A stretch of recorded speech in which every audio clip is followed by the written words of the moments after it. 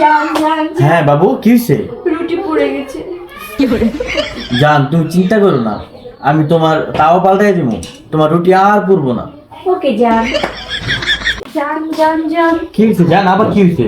আজকেও রুটি পড়ে গেছে। জান, তুমি চিন্তা করো না, আমি আটা পাল্টাই দিব, তোমার রুটি আর পুরবো না। ওকে জান জান জান এই, জান কি হয়েছে কি হয়েছে জান? আজকেও রুটি পড়ে গেছে। আবার জান, তুমি চিন্তা করো না, আমি গ্যাসের চুলা পাল্টাই দিব, আর রুটি পুরবো না। ওকে জান জান জান জান আবার রুটি চলে গেছে?